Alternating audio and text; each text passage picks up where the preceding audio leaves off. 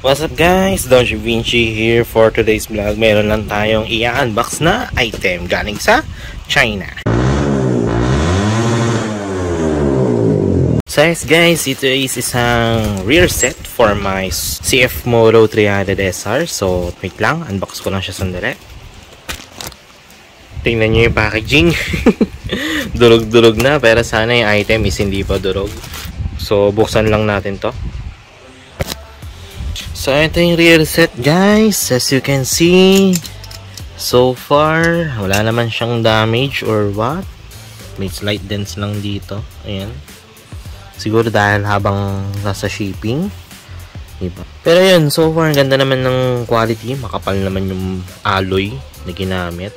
Tapos sana lang din kompleto yung mga bolts, kasi nung binuksan ko siya dun sa box, may ilang bolt na hindi nakalagay sa plastic. Pero so far mukhang kompleto naman, no? So yun, ikabit lang natin ito sa aking 300 SR and then bigyan ko kayo ng rain impression kung okay bang mag rear set sa CF Moto 300 SR. So guys, usually kapag nagkakabit ako ng rear set, yung right foot pegs ang inuuna kong tanggalin. Usually kasi brake master lang naman yan. At the same time, once na natanggal na natin yung stock na footrest, madali na lang din natin madidiscard yan kung paano ikabit yung rear set. So tara, tanggalin lang natin tong stock na footrest.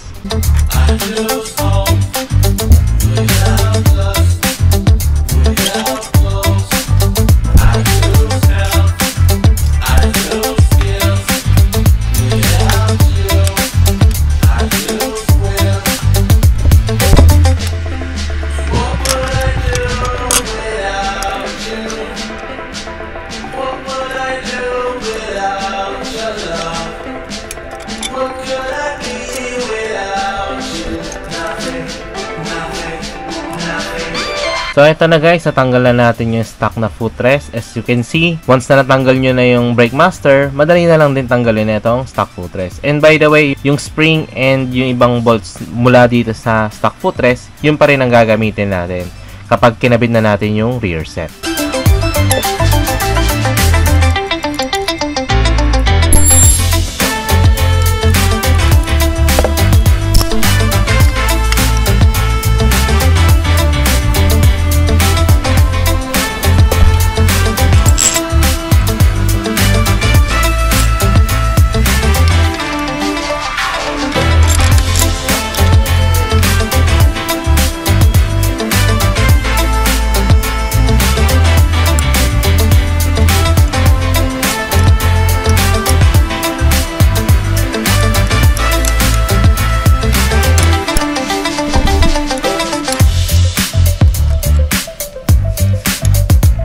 So yan guys, nakabit na natin yung rear set. As you can see, pwede siyang ma-adjust. At the same time, plug and play lang siya. Wala na akong modifications na ginawa for this rear set para lang ma-install. So, sunod naman natin yung sa left side. Dito sa left side guys, same din naman sa right side. Tatanggalin lang yung dalawang bolts sa stock peg. At the same time, tatanggalin din yung sa may gear shift arm. And meron nga pala tong kasama na parang pang GP shift. Actually, medyo nahihirapan nung ikabit to. Pero nakuhaan ko naman siya ng diskarte. So, ganun pa man, tanggalin lang natin tong stock na footrest.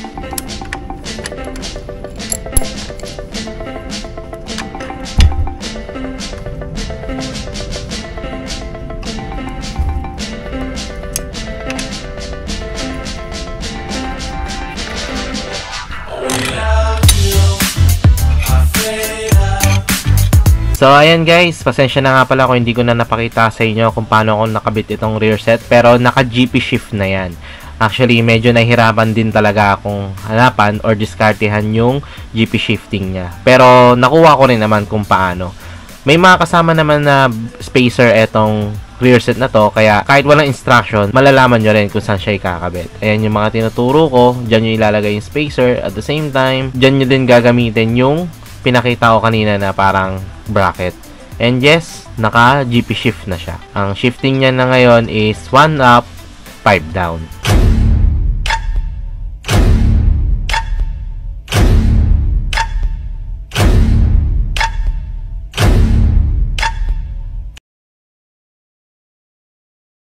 Nga pala guys, yung rear set na binili natin for CF Moto 300 SR. Ayan, plug and play. Ganun pa man, etong sa left side, hindi ko na napakita sa inyo Kasi pinag-aralan ko pa paano yung diskarte dito sa may shifting niya. Ngayon, naka GP shift na siya. May option ka na parang normal shifting na 1 down 5 up. Pero meron din siyang kasamang parang extra bracket para maging GP shift. So far, mas gusto ko yung riding posture ko ngayon kasi mas mataas na aking foot pegs. At the same time, pagdating sa mga corners, parang sa stock kasi nakaka-feel ako ng panaglilin ako, parang sasayad na agad yung pa ako. One time pa nga, habang nasa kurbada, nag-upshift ako, tapos yung sapatos ko sumayad sa may sahig. Compare ngayon, pag nag-upshift tayo or nagdagdag tayo ng gear, at least since naka-GP shifting na siya, patapakan lang natin yung gear shift lever. So kunin ko na rin itong opportunity na to na ayan, isa-isayin natin yung mga modification na ginawa natin dito sa ating CF Moto 300 SR. And pasensya na nga pala kung hindi ko na napakita sa inyo yung mga modifications na pinakabit natin dito. So unahin muna natin isetong bar end. Ayan, GP bar end ang tawag.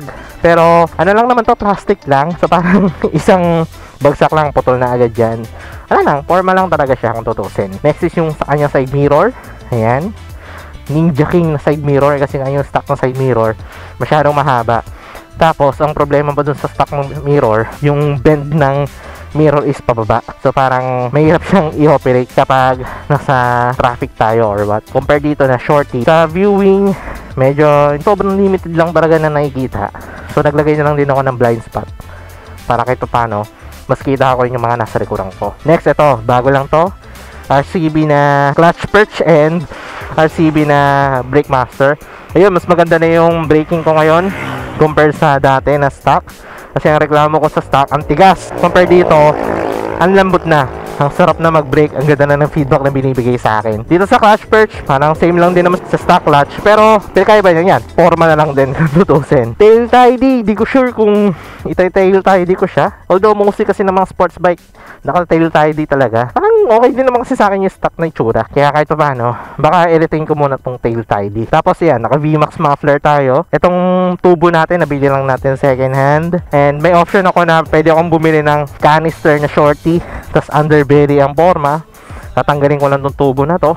Or, pwede mas mahaba. Katulad ng forma natin ngayon. Yan yung mga modifications ng aking CF Moto 300 SR. Siguro ang sunod na modifications natin is yung gulong. Don't get me wrong, makapit naman yung gulong, may kita nyo naman. Kaso nga na, ngayon, mapudpud na siya. Tapos ewan ko, ano to, paku yata to Hindi ko lang tinatanggal kasi nga, sayang. 110/70 harap, 146 yan. Pero, yun nga, medyo manipis siya para sa akin. Yan ang aking modifications ng aking CF Moto 300 SR. Lahat ng mga pinagbibili ko dito sa aking motorcycle, lalagay ko na lang dyan sa description box para kung interested kayong bumili ng ganyang parts, at least legit ang mapagbibilan nyo. So I guess dito ko na natatapusin ang vlog, guys. I hope nag-enjoy kayo, nagkaroon kayo ng idea, especially sa mga parts na pinagkakabit ko sa aking CF Moto 300 SR. So dito ko na natatapusin ang vlog. Maraming salamat sa pag-note, sa pag-like, sa pag-share. Maraming salamat sa pag-comment. Yung no drill, ride safe, peace out.